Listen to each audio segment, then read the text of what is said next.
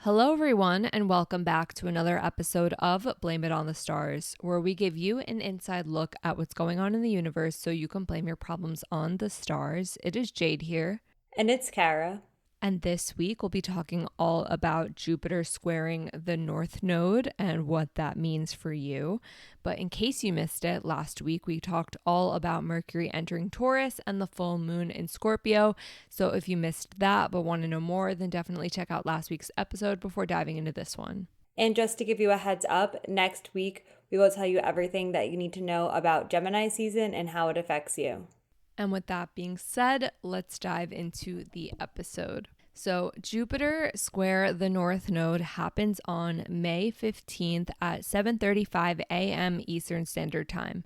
And per usual, the date and time are from the website astroseek.com. What you need to know. This is an aspect where Jupiter is having some tension with the North Node. The North Node represents the direction you are headed on. It can also indicate where you're meant to grow.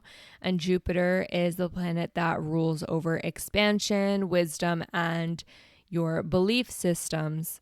So when these two square, it can bring some tension between where you are now and where you are headed.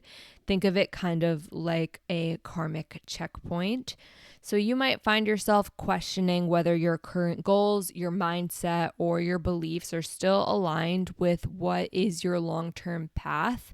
And this isn't necessarily a bad thing, but more of an opportunity to course correct or change your perspective so you can be in better alignment. How you will feel during this transit, there is going to be some conflicting energy. On one side, you might be feeling really inspired, motivated, and excited about your future and your plans. But at the same time, those big plans or goals that you set for yourself can feel a little bit overwhelming, or you might feel a little bit uncertain about how you're going to eventually achieve those goals that you set. If you're noticing this, just be mindful that even though it feels a little bit challenging in the moment, this does create an opportunity for you to grow and to let go of any fears holding you back so that you can continue to move forward. Where this will show up in your life. This energy could pop up in pretty much any area of your life, but you might notice that you're, in general, rethinking what success means to you, or whether your current vision for your future still reflects your true values. That could be anything from education paths that you are thinking about pursuing or actively pursuing, your work or career goals, or even your relationships. You could also find yourself redirecting any big projects you might be thinking about starting or currently working on. Or you could even run into some people who might challenge your beliefs, but in a way that's going to push you to grow and change your perspective. But since this is Jupiter we're talking about, which does tend to rule over our beliefs in education systems, on a broader level, this could show up as more people having conversations about education, global philosophies, or just mindset and beliefs in general. What will become important to you? Your focus is going to be on authenticity. So as you are working on your goals and thinking about your future, you're more focused on doing things because they feel meaningful to you, not just because you feel like you should be doing them.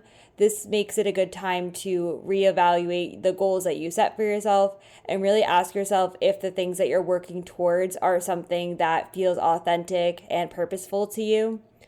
Because Jupiter is involved, there's always an opportunity to learn something new or to surround yourself with people that will share new ideas or challenge you to expand your ways of thinking. This could also be a good time to journal or vision board, especially if you're feeling a little bit lost or unsure about where you're headed. Certain signs will be more affected than others. Those signs will be Gemini, Pisces, Sagittarius, and Virgo, personal placements only. So sun, moon, rising, Mercury, Venus, and or Mars placements. And that is it for this week's episode. Just a reminder, next week we'll be talking all about Gemini season and what it means for you. So if you want to know more about that, then definitely make sure wherever you're listening to the podcast, you're subscribed with the notifications turned on so you don't miss when we post next week. But until then, that is all for now, and we'll see you all next Monday.